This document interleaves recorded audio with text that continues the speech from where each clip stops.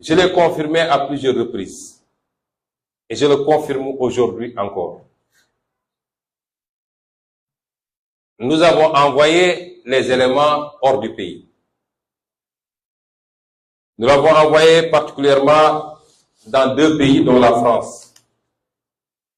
Puisque nos laboratoires ici, non seulement ne peuvent pas le faire, mais le problème, il est plus compliqué, c'est que même les laboratoires ont été convoqués à la sûreté urbaine. Bio 24, etc. Ils ont tous été convoqués pour leur dire, est-ce que vous avez reçu des échantillons pour analyse? Vous comprendrez bien que si on avait envoyé ces échantillons ici, on n'aurait jamais eu d'analyse. Et ce que ces analyses ont révélé, puisque nous l'avons envoyé à un laboratoire d'expertise toxicologique qui s'appelle Expertox. Vous pouvez entrer sur Google, vous verrez que c'est un laboratoire sérieux. Et ce laboratoire a conclu à la présence d'un produit qui s'appelle dihydroxy 1. Il y a 2.2 dihydroxy 1 plus phényléthanone. Vous savez, les noms scientifiques là, c'est compliqué. Phényléthanone. C'est ce qui a été retrouvé dans les habits que je portais ce jour-là. Et si vous regardez maintenant, nous avons consulté un biologiste pour avoir plus d'éléments. Ce qui est dit ici, de par les résultats envoyés, nous constatons la présence du dihydroxy. Il dit, c'est un produit qui présente une toxicité. Une toxicité.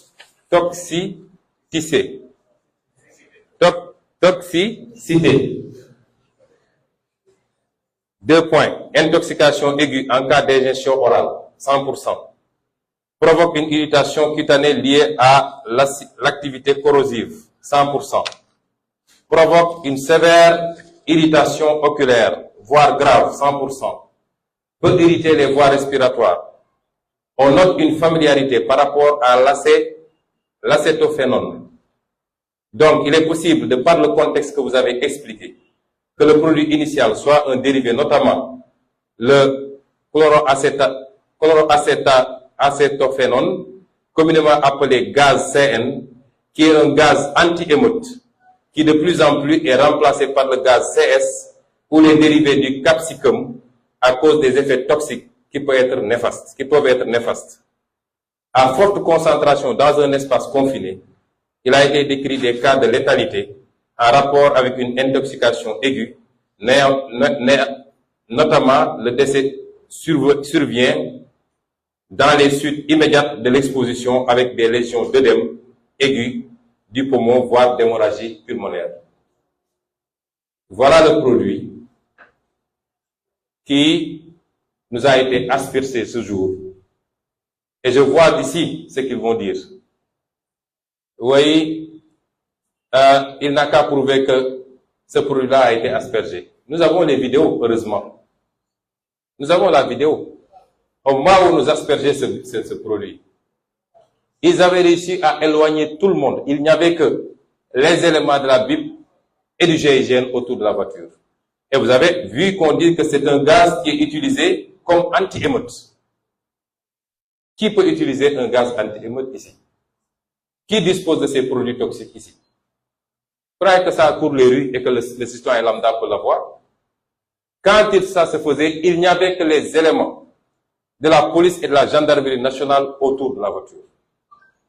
Personne d'autre. Et la vidéo, elle est là. Nous l'avons bien sécurisée. Puisqu'il y avait Ndeye Fatou Mbodj à l'arrière de la voiture et qui filmait. Ça s'est fait devant des témoins. Guy Marius Sagna était là. Zach Diop était là. Ndeye Fatou était là. Beaucoup de témoins étaient là et ont vu.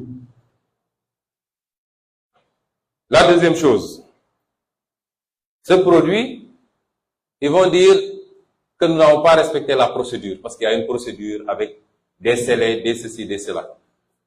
C'est maintenant qu'on va commencer cela. Parce que l'ensemble des éléments sont encore dans le laboratoire, bien gardés. Lorsque nous avons démarré nos procédures, le juge qui s'appropriera du dossier pourra aller écrire au laboratoire ou se présenter au laboratoire. Il trouvera tous les éléments. Il peut faire les contre-expertises qu'il veut. Et ça confirmera la même chose.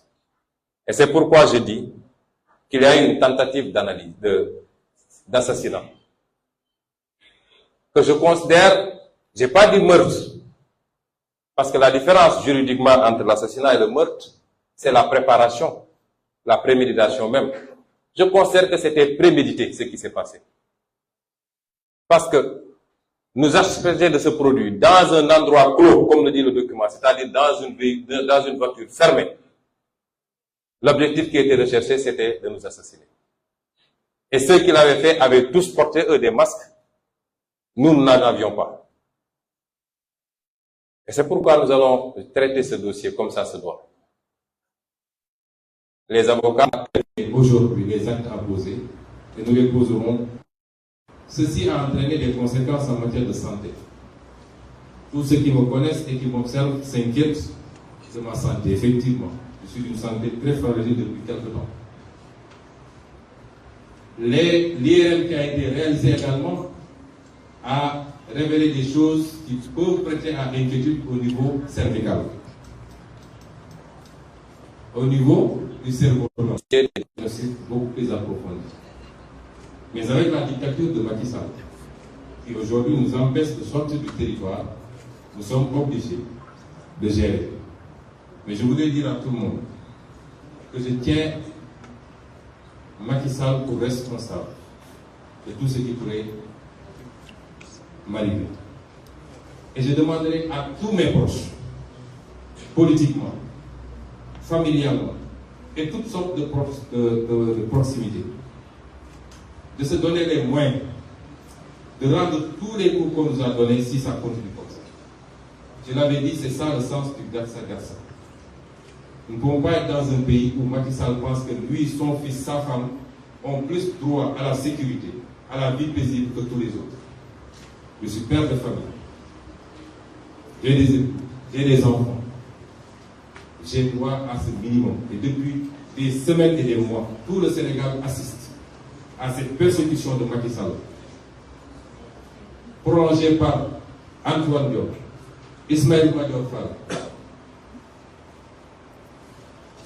le général Fall, M. Yak et tous ceux qui exécutent. Plus maintenant, quelques magistrats qui s'adonnent à cela. Quel que soit mon état de santé, je ne baisserai jamais les bras. Ce combat, nous allons le continuer. Je continuerai mes tournées.